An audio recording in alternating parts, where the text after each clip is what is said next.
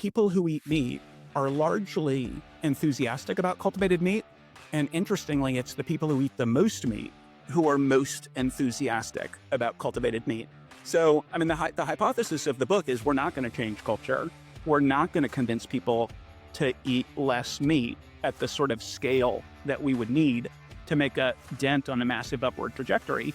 But what we can do is we can make meat that doesn't require antibiotics, that doesn't contribute to pandemic risk, that requires a fraction of the land and water and pesticides and herbicides, that doesn't require slaughterhouses and cruelty that's associated with that. Today's guest is Bruce Friedrich. He's the founder of the Good Food Institute and author of the book Meat: How the Next Agricultural Revolution Will Transform Humanity's Favorite Food and Our Future. Bruce, welcome to Thinking on Paper. Thank you for thinking on paper with us today. Thank you so much, Mark. I'm delighted to be here. We're delighted to have you. I hope everyone is well fed. They've had their breakfast, their lunch, or their dinner, wherever they are listening to this. Bruce, before we get into cultivated meat and plant-based meat, do you have any data on how much meat we're eating? How many cows, how many sheep, how many pigs, how many chickens? Yes, I think I could probably do all of that off the top of my head, but I will say for total volume of land animal meat, it's about 370 million metric tons, which constitutes about 80 billion land animals. It's another, I think, roughly 165, 170 billion tons of sea animals, which if you're including both fin fish and things like crustaceans, it goes into the trillions of individual animals. In the US, which is sort of toward the upper limits in terms of per capita meat consumption, we're north of 200 pounds of meat per American every single year. And if you're looking for the 5 highest years in America for per capita meat consumption, it's the most recent 5, which a lot of people are surprised by. Is America winning the per head consumption of meat globally? Is it beating every other country? I know. I think there might be a couple of countries that are even higher. I think Brazil is a little bit higher, although Brazil is going to be disproportionately beef. So maybe we have more individual animals than Brazil does. There are, I think, some Eastern European and other countries that have even higher per capita meat consumption than we do, but we're certainly toward the top. Before we get into infrastructure and some great analogies that your book presents, I want to dive into the cultural side of this thing, because in my show preparation, I did some research into some people that were looking at meat and its tie to culture. Specifically, there was a book called Meat: A Natural Symbol. Nick Fides, I'm probably not pronouncing that right. And Carol Adams is another author that tracks how meat is kind of woven into the masculine identity. There's some deep stuff happening with our connection to eating meat and our eating meat as dominance over nature that a lot of these anthropologists talk about. How difficult is that?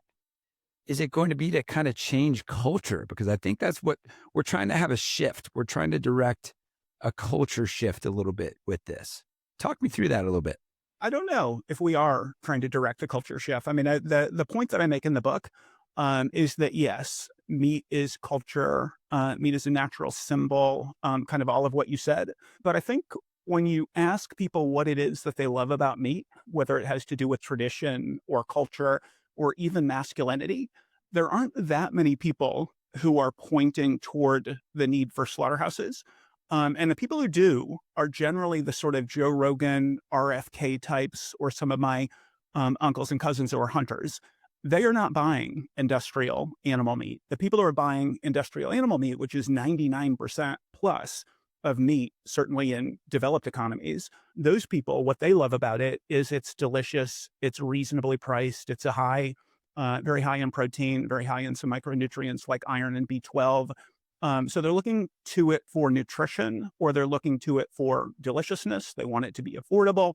So in the same way that when we wanted electric vehicles to start to replace gas-powered cars, or we wanted nuclear or solar or wind to replace fossil fuels, what we had to do is we had to satisfy consumers. We had to bring down the price of solar or wind. We had to make sure that the supply was not intermittent. With electric vehicles, we needed to make sure it had a reasonable battery range, there was a charging infrastructure, the prices were reasonable.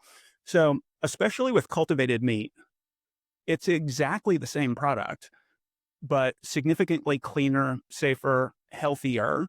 And at the end of the day, as you know from reading the book, I walk through a bunch of consumer research, and people who eat meat are largely enthusiastic about cultivated meat. And interestingly, it's the people who eat the most meat who are most enthusiastic about cultivated meat. So, I mean, the hypothesis of the book is we're not going to change culture. We're not going to convince people to eat less meat at the sort of scale that we would need to make a dent on the massive upward trajectory. But what we can do is we can make meat that doesn't require antibiotics, that doesn't contribute to pandemic risk, that requires a fraction of the land and water and pesticides and herbicides, that doesn't require slaughterhouses and the cruelty that's associated with that. So that's, I mean, it's kind of the hypothesis of the book that we're unlikely at any scale to change how people think about meat. So we should change the meat. You have to speak to us about cultivated meat. So, first of all, what is cultivated meat? Yeah, and let me also just take a quick step back and just sort of point out that if you look at the definition of technology, it's the practical application of scientific knowledge in a particular area. So it is a technology that we learned in the first agricultural revolution, that we could domesticate animals, we could grow crops to feed to those animals so we wouldn't have to keep following them around, and we could make meat in that way. And that's what we've been doing for about 12,000 years. That's how we've been making meat. That's the technology. It is shockingly inefficient. So the most efficient animal at turning those crops into meat is the chicken. And it takes 9 calories into a chicken to get 1 calorie back out, which means you've basically got 800% food waste. So 9 times the land, 9 times the water, 9 times the pesticides and herbicides, and then also multiple extra stages of production. So it is just a shockingly inefficient way of making meat, and it comes with a bunch of other harms that are obviously hugely problematic. So with cultivated meat, basically, just like you can take a seed or a cutting from a plant, bathe that seed or cutting in nutrients and grow a whole plant, you can take a small amount of animal muscle or animal fat, bathe that muscle or fat in nutrients, and grow essentially unlimited additional meat. And you can concentrate that in one factory.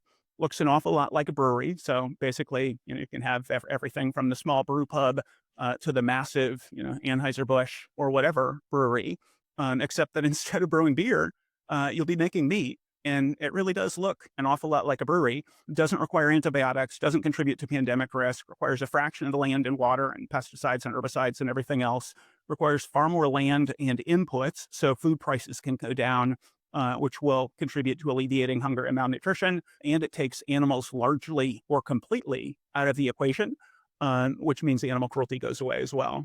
The analogy with the seed to the plant is really cool, right? So if we look at like the seed of the meat is actually the cells of existing what we call meat, and then that's used to create more of it. So once it goes through this process, you have meat pulled from an animal and meat cultivated in this process. How similarly, like biologically, do they look, and what are the differences, if so? There are obviously quite a few differences to the process. You don't have a live animal. You don't have the need to grow a live animal, which is what's required when you're feeding the animal currently. But the end product is the same. It's just a different way of producing meat. And again, it doesn't, since there's no digestive tract, you don't have the E. coli, the salmonella, the campylobacter. Since it's not a live animal, you don't have in the US, 100 different veterinary drugs that the USDA and FDA have approved at very low doses in meat. They have a maximum daily amount that they can find of 100 different drugs, including things like ivermectin and ractopamine. I think most meat eaters would rather have no ractopamine and ivermectin in their meat. If it's sea animals, you're not going to have the microplastics, the dioxins, the mercury, which is the primary cause of mercury poisoning, almost all of it in human beings. All of that goes away. But the output is identical. One thing that the two sort of fathers of cultivated meat point out, they're both medical doctors. One is a guy named Mark Post in the Netherlands. The other is Uma Valetti, a Mayo Clinic trained cardiologist. Uma Valetti, who started Upside Foods. Mark started Mosa Meat. They're both medical doctors, and they point out that we can isolate specific nutrients, and we could dial up or dial down good fats, bad fats, carcinogens, that sort of thing.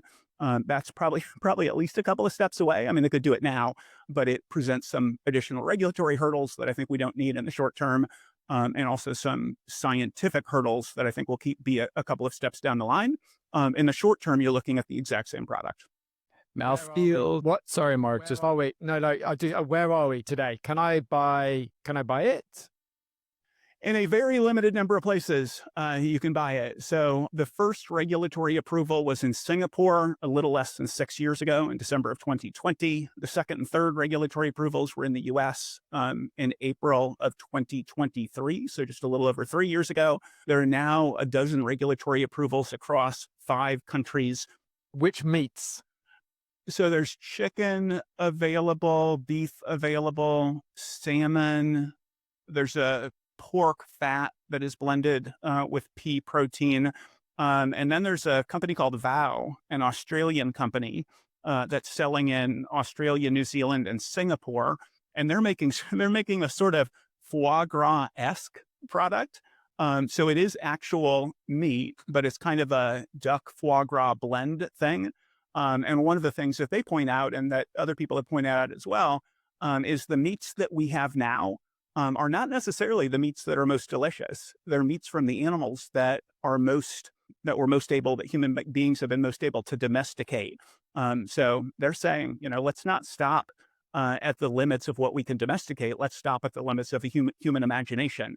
And Now, first sort of foie gras for the French market, Bruce. How much for an 8-ounce steak of cultivated beef? So I'm not sure. There's only one company doing steak. It's called Olive Farms. It's in Israel. They actually sent some product up to the space station. They did a partnership with SpaceX and sent some cultivated meat up to the International Space Station. Cool. And I don't know what their cost of production is. I think the one company that has announced is Mosa Meat. They said that their price of production is down by a factor of 100,000 from the prototype 12 years ago, so 99.999%. I crunched those numbers, and I think it was about $10 a pound, which is still, I think, twice the cost of goods sold for beef. But in 12 years, that's a much quicker trajectory than what we've seen for solar, for EVs, for most technologies. It's pretty good, although still too high. Could we taste the difference side by side? No, you can't taste the difference. And actually, I just yesterday was looking at Kara Swisher has a I Want to Live Forever special on CNN, and she went and ate cultivated salmon with the company Wild Type.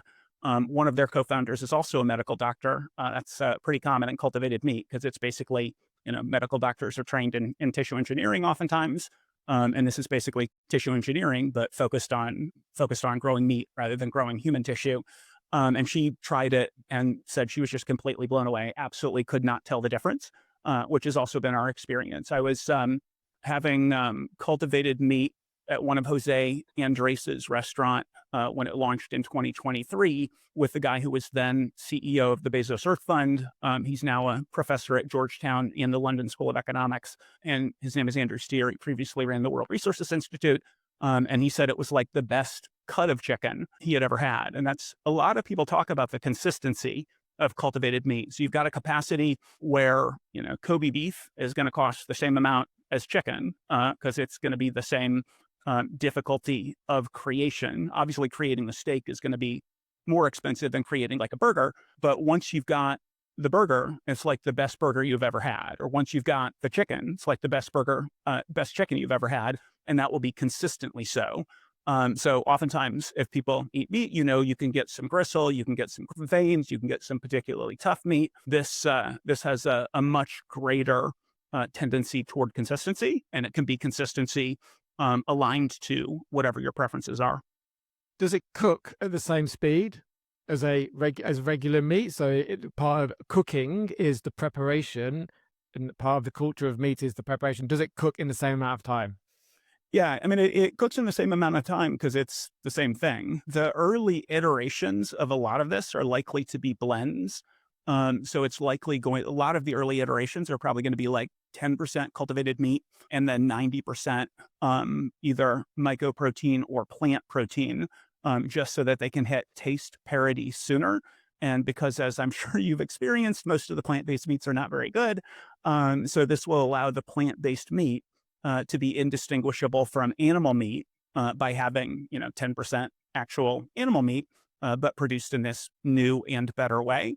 And then I imagine the cooking experience could be somewhat different. Although I'm guessing that culinary scientists and plant biologists and others, they can probably get it to identical cooking experience as well, I would think. So going back to the culture side of the fence, are there any like well-known chefs that are making waves um, in this world by using these ingredients and kind of generating some interesting buzz? I mean, as I mentioned a minute ago, Jose Andres has cooked with it a bunch of times, and it's been a very positive and enthusiastic spokesperson for it. There's a woman, Tracy Desjardins, in San Francisco. She had a restaurant called Jardiniere. She has been an enthusiastic proponent. Another San Francisco restaurateur and Michelin-starred chef Dominique Crenn has been an enthusiastic booster. There have been a few others, but those are the ones that leap to mind.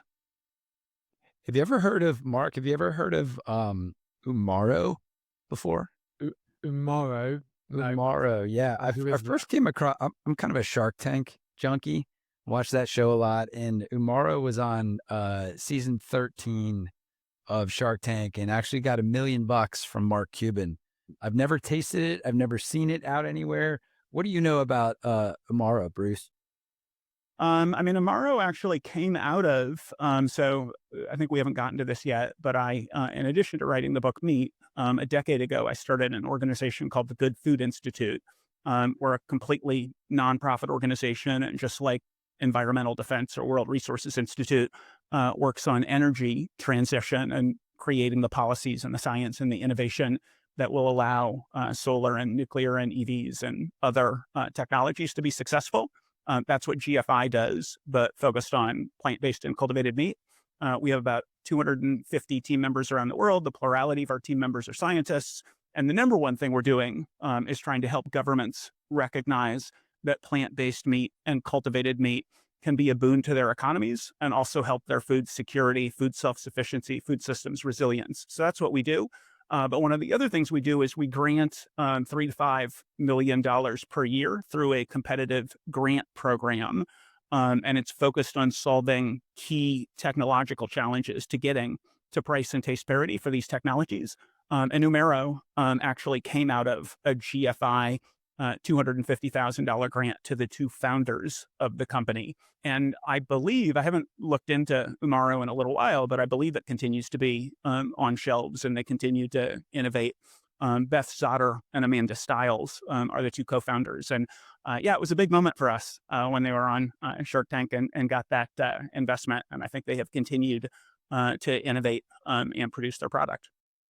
How about any of the bigger famous companies in England? You've got Linda McCartney, you've got these big industrial vegan, vegetarian companies. Are they, because like that, it's chicken feed really, $1 million. It's not very much. It's not going to change. Yes, it's good for research, but you need a bigger splash here. Are any of the bigger companies doing anything? Yeah, I mean, the exciting thing, and I talk about this in the book as one of the reasons that plant-based meat and cultivated meat have been able to stay out of the culture wars in a way that's obviously different from telling people what to eat. So your opening question was, why not tell people what to eat? Why do this? And I had a more utilitarian answer than this. But it's also the case that if you're telling people what to eat, you're very quickly in the US, and I think probably just about everywhere, certainly also Brazil, you're going to get wrapped up in other people screaming, don't tell me what to eat.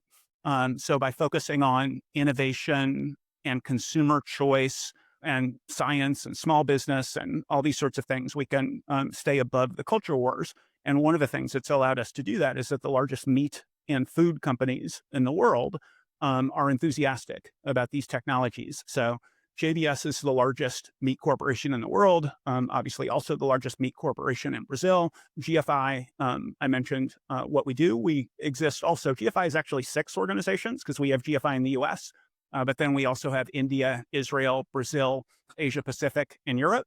And we work with the meat industry everywhere that we operate.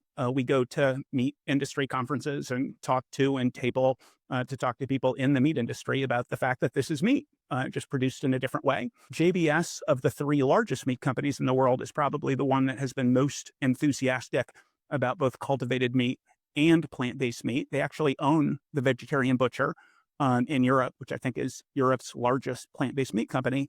And they're doing a bunch of stuff on their own, focused on commercializing and advancing innovation in cultivated meat. And then Tyson and Cargill, the world's number 2 and 3 meat companies. The US is number 1 and number 2. Meat companies are also enthusiastic, investing in both plant-based and cultivated meat. I mean, GFI has done amazing work, and some of the things you're talking about are pretty incredible. And yeah, I did some research on it as well. Um, let's talk about governments catalyzing innovation. We talk about that a lot on the show, that, the space tech industry has largely been helped out by governments.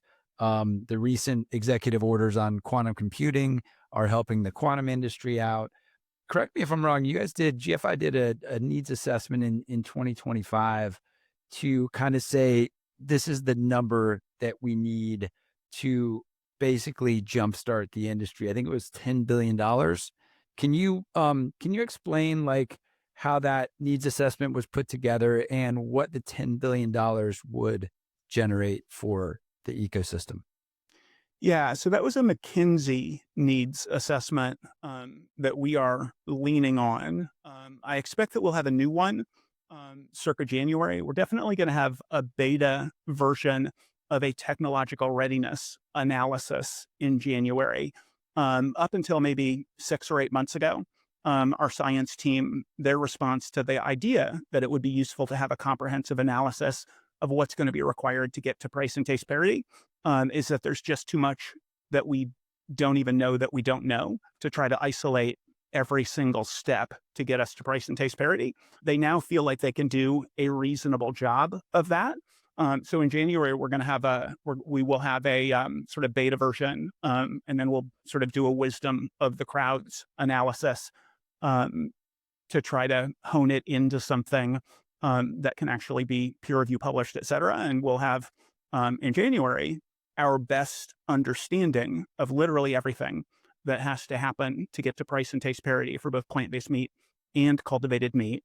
And there's going to be a fair amount of R&D on the front end. So that $10.1 billion number, I believe that 4.7 of it was research and development. And then I think actually 4.4 of it was R&D. And then 5.7 of it was infrastructure and scale out. And the entire goal is basically to get plant-based and cultivated meat to price and taste parity, at which point markets can take over. So very much, if you're talking about advanced chips, or you're talking about incentives for things like solar and nuclear energy, or you're talking about incentives for other sorts of biopharma or other innovations, what does it look like to get them to price and taste parity, at which point the private sector can simply take over, produce, and scale. And that's what those numbers were focused on. They were done now 5 years ago. And what we know scientifically now versus 5 years ago, it's probably at least 35 times as much, maybe quite a bit more than that. My expectation is that the R&D side of those numbers is going to go down, and the infrastructure size number will probably go up. But the thing to remember about the infrastructure number is you get all of that money back if you get to price and taste parity, which is the entire goal. So those would be investment, things like long-term low interest loans and other things that can incentivize the industry and get it where it needs to go. Can I just ask you to clarify, because you keep mentioning taste parity, but earlier you said that I wouldn't be able to taste the difference, and that podcaster whose name we shall not mention said that she couldn't taste the difference. Yeah, indistinguishable. So when I say taste parity, I mean indistinguishable and then better. But people who love the taste of meat need to eat it and immediately say, yes, this, I would have thought this was conventional meat.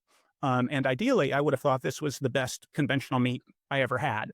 And No, it hasn't passed the Jeremy's barbecue test yet. It's cultivated not meat has. it's not the same. It doesn't taste exactly the same. Happy to sample if you want to. We can do some R&D at the Gilbertson household this summer. Yeah.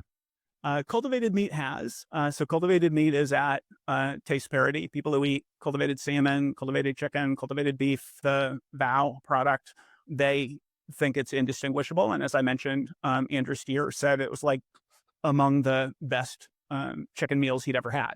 So cultivated meat is there. Plant-based meat is close. I think there are like 6 products where people who love meat, half or more of them say that it is indistinguishable, but not everybody. And I think 4 of those 6 products are by Impossible Foods. So we have a little ways to go, and all of those products cost at least twice as more. Twice as much. The beef costs twice as much. The chicken costs like 4 times as much. So we have a ways to go on scaling so that we can get to price parity. We have a few products that most meat eaters like as much, but with cultivated meat, we're there on indistinguishability.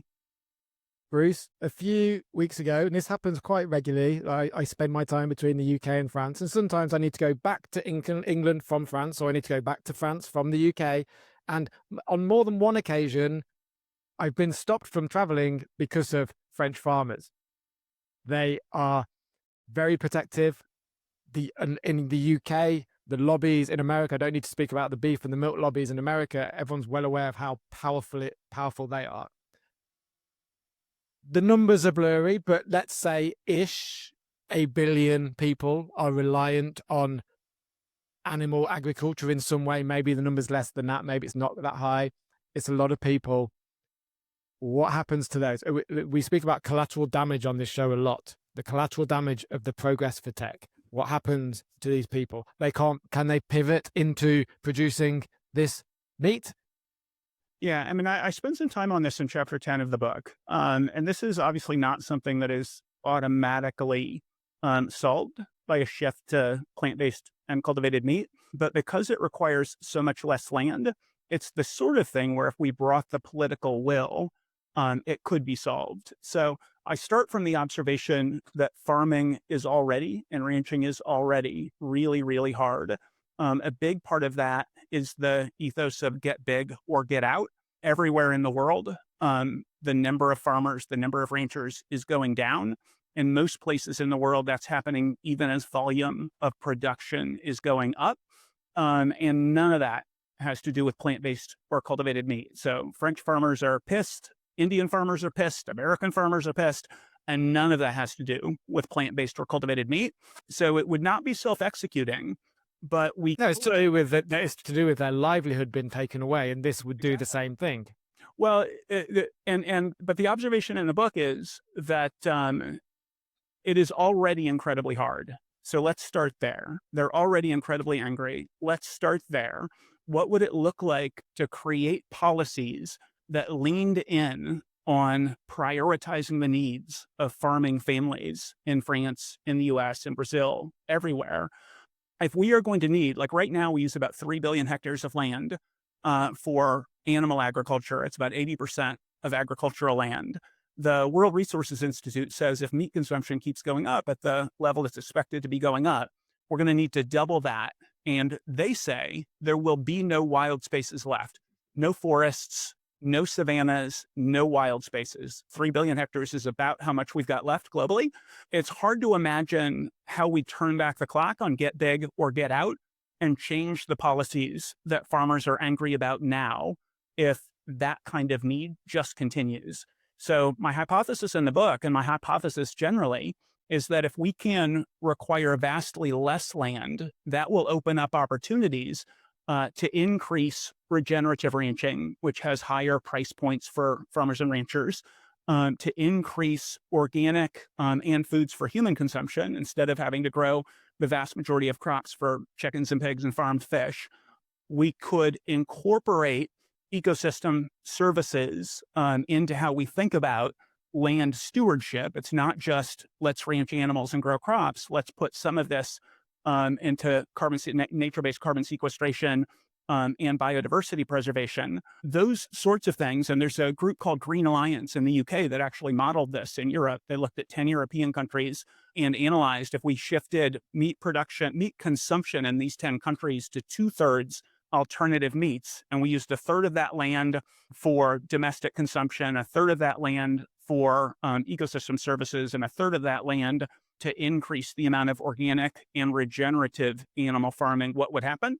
And it allowed for 4 times as much, just on a third of the freed up land, allowed for 4 times as much agroecology and regenerative ranching. Now, again, that doesn't happen automatically. What you do with that land is going to be, up to markets, but we could have government policies that incentivize that kind of farming, which would be very good for farming and ranching families.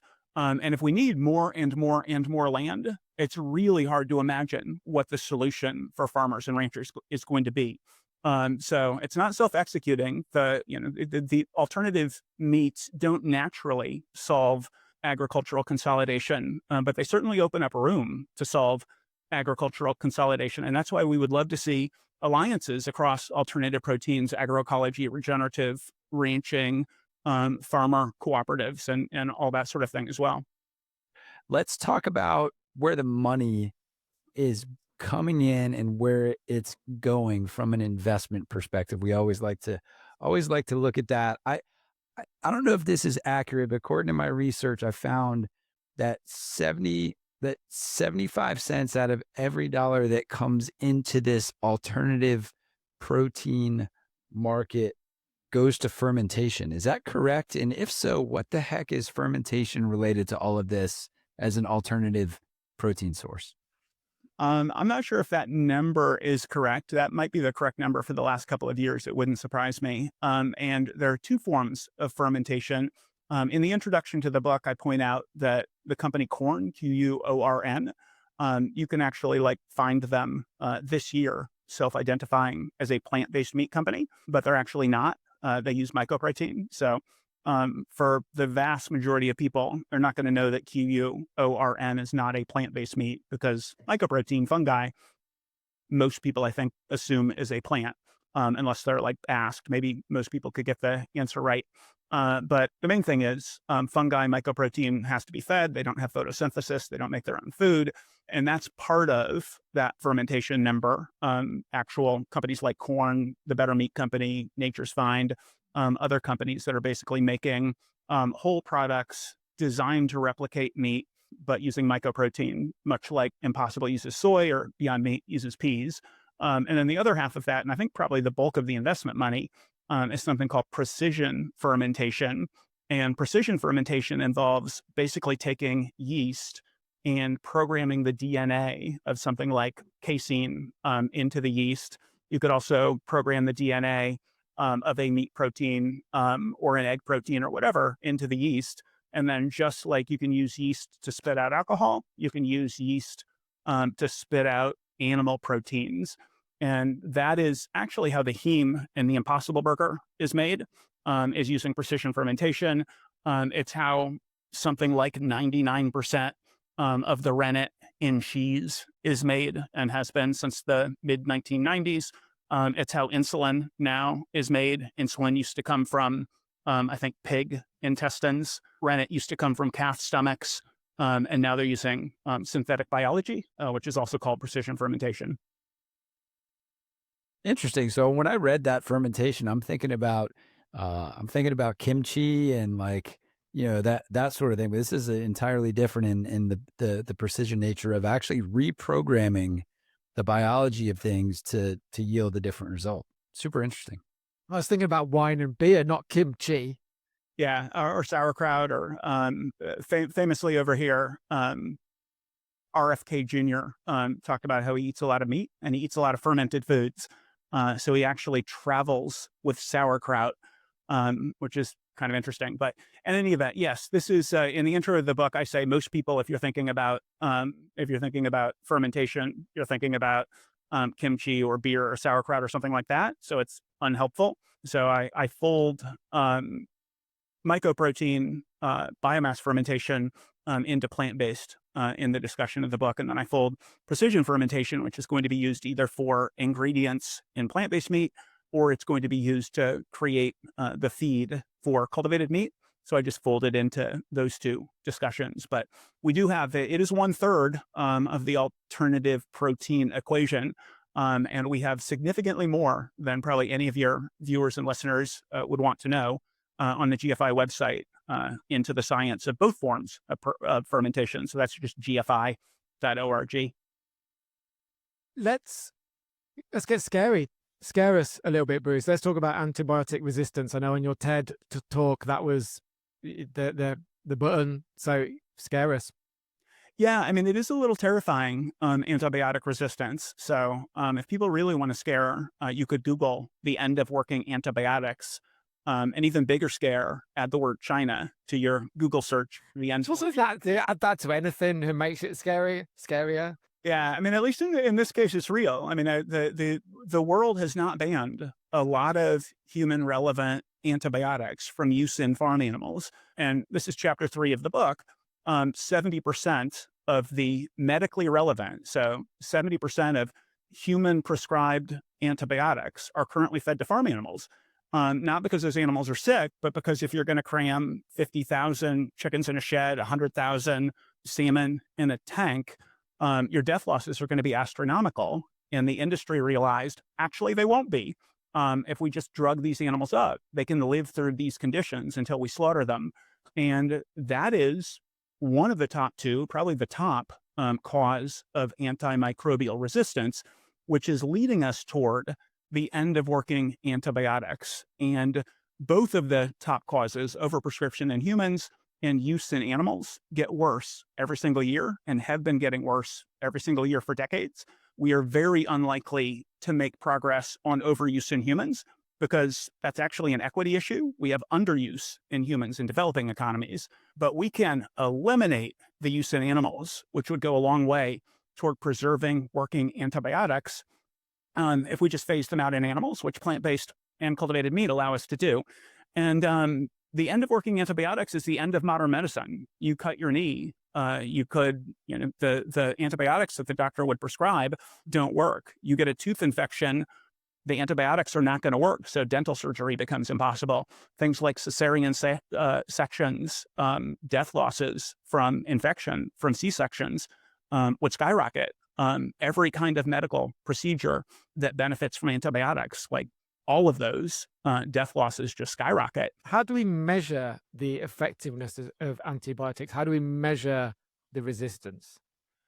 So they can figure out, and they do figure out when antibiotics stop working. So there's a journal of the the Lancet published a review a couple of years ago, and it said that right now, 1.3 million people per year are dying from antibiotic-resistant superbugs. Their prediction is that it's going to be 10 million people per year by 2050. And in addition to the 1.3, which are a direct result, there are another 3 or 4 million where antibiotic-resistant superbugs were a contributing factor to people's death. And that number is going up every single year. And in each of the sort of opening chapters, the first chapter is about hunger and malnutrition. Second is environment. Third is antimicrobial resistance. Fourth is pandemic risk. In addition to the link between the way that we produce meat right now and those harms, I also dive into what's being done outside the realm of the meat industry to address those harms. And the only one where we're making any progress on anything is hunger and malnutrition. Across the environmental issues, across antimicrobial resistance and pandemic risk, none of the other potential interventions are making any progress either. But plant-based and cultivated meat could just simply remove the top cause of pandemic risk and one of the top 2 causes of antimicrobial resistance, which could spell the end of modern medicine. Whew. I feel like I'm on Diary of a CEO. That we should put that out as the trailer. That is a mic drop. Well, it's a common thread I think that we find a lot on this show is, another, analogy maybe if we want to entertain it is like when we are on our phones using an app or we're on our computers using Claude or ChatGPT, the extensions and repercussions of pushing a button on your laptop are not completely visible to the user. Bruce, would you say that's a Invisible. right? Yeah, mostly. I mean, that's a. How do we quantify that as something across that happens across these systems? Because it's similar, is it not? I mean, it's I mean, it's so similar that it has a name, external cost. And I don't think anybody in economics has figured out how you incorporate external costs into the price of things beyond regulations. And once you have an industry as powerful as the tech industry, or an industry as powerful as the meat industry, as well as like consumers that are not going to want higher prices either, something is omnipresent, especially as meat consumption, the implications of internalizing the external costs are higher prices, which most people are not enthusiastic about. And from a energy consumption standpoint, we do have gas taxes, and we do have for the external costs of tobacco taxes, or alcohol to excise taxes, that sort of thing. But really, they don't go that far. Tobacco industry is doing great. The oil and coal mining industries are still making massive profits, et cetera. But if you can do renewable energy, if you can do electric vehicles, if you can actually make the product in a different way, that can be part of the solution. I don't know what the solution is on the tech front, although I agree with you that the analogy is apt, and the external costs of tech use are obviously significant. Obviously, countries like Australia and the UK are attempting to address it. I don't know how likely that is in the US. Not very. Yeah, that's that's my assessment too. Unfortunately, and that's my assessment here too. I mean, if you look at sort of the history of attempting to make any progress on any of these environmental or health regulations that might in some way increase the price of meat, they've never gone anywhere. Or changing subsidies, never gone anywhere.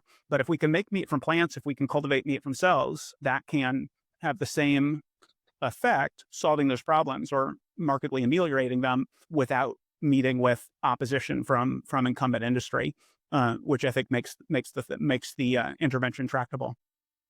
Has the action to your book fueled your optimism or dampened your optimism? I mean, it was interesting writing it, and it's interesting to me how many people read it and take kind of an exclusively optimistic message from it, because it's not. It sort of has two competing messages. One of the messages is we can do this. The science looks good for both plant-based and cultivated meat. There don't seem to be any science or engineering challenges that are insurmountable. And not only that, it's probably a lot easier than something like getting where we are on solar and electric vehicles and probably multiple other technologies. But at the same time, the fact that the science and engineering works doesn't mean that it's going to happen. So I really liked in Derek Thompson and Ezra Klein's book, Abundance, they have a line that's something like, the world is filled with innovations that are waiting to be discovered, or something like that. So it's not self-executing. And I walk through a bunch of examples of things like mRNA and penicillin, how long it took for electric vehicles and solar to catch on, that sort of thing. And it's really, I mean, it's taken decades longer than it could have if the world had brought the will. I think the same sort of thing could be true here. So it's kind of a call to action. We can do this, but it's still very possible that we won't if we don't bring the will. So the conclusion of the book is sort of, if you agree with me that this is critically important, here are some ways that you can pitch in and try to make it happen as fast as possible. How are you thinking about this, Jeremy? Are you going to cancel your barbecue for the weekend? No, so man, I've tried the plant-based meats and they're just funky, man. And but I do have a bigger picture look at this with the cultivated meat. Sounds really interesting. And once the price parity comes together, I think it's super compelling, and the reasons to rewrite that system are tremendous. So I want to do a quick comparison, Mark. This is where my head's going with all of this. So we talk about this is a technology, food is an energy source, food is energy, right? And we're talking about infrastructure. So, Bruce, we unpacked something in the space tech industry that NASA put out, basically a user's guide to the moon.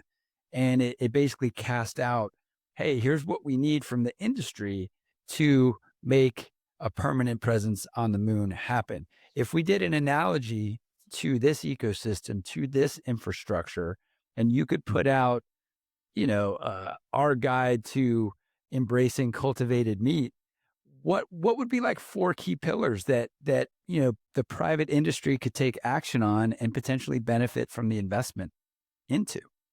Yeah, I mean, the private industry is doing that, right? Like JBS is working on cultivated meat. They're building out infrastructure. They're putting money into R&D. Tyson and Cargill are investing in cultivated meat companies as well as plant-based meat companies on both sides of that equation. I mean, one of the things I point out in the book is that because the way we produce meat right now, it's not just that it needs 9 times the calories for chicken and even more for everything else. That's 9 times the land, the water, the pesticides, the herbicides. But you also have the feed mill, you have the farm, you have the slaughterhouse. For every unit of shift in the direction of plant-based meat or cultivated meat, you actually require significantly less inputs, significantly less land, et cetera. So your net infrastructure cost, if you were not factoring in the sunk costs of the current system, your net infrastructure costs over time go down significantly. So in terms of long-term planning, your net infrastructure costs go down significantly. But it's a significant CapEx cost on the front end. And I do start to model some of that. I look at what the steel needs are going to be for 100% cultivated meat globally to replace all land animal meat, 370 million metric tons, would require something like 2% of the annual global steel production. So it's pretty inconsequential. It just feels eminently doable. And in the book, I offer, I think, 3 ways that it could happen fairly quickly. On our current trajectory, I think I say in the book that I think the transition is inevitable eventually, but eventually is doing a ton of work in that sentence. It could be decades. But I think if a major company like JBS or Tyson or Nestle or ADM decided to go all in, they have really bad profit margins. So that might be not possible, but that would be one option. Another option would be a country like South Korea, which has the lowest food self-sufficiency ratio in the OECD and is probably the standout leader in Asia after China. But as a per capita investor, it's the standout leader. They could probably do it all by themselves. And then a company like Anthropic or Microsoft or Google's DeepMind, if they decided we are going to solve this, they could probably solve it pretty quickly. And it would not be, especially if they were using the sort of AI capacity that they have to solve the R&D questions, the AI capacity that they have to solve the sort of infrastructure biomanufacturing questions. It could probably happen pretty quickly. I think Elon Musk could add it to, he's going to do Starlink and he's going to do electric vehicles and he's going to do, these other things. And he'll do this too. One of the people who I quote in the book and also who has endorsed the book is a SpaceX board member named Steve Jurvetson. And his line in the book is, we're not going to have slaughterhouses on Mars. So you could even imagine Elon deciding, okay, we've been making meat in the same way for 12,000 years. Now I'm going to solve this. But I think the science and engineering challenges just are not anywhere near insurmountable. But they do require more will than we brought so far. Although, as I walk through in the book, we are like the amount of government funding every year is going up. The number of scientific papers every year is going up. The number of patents every year is going up. So we're certainly trending in the right direction.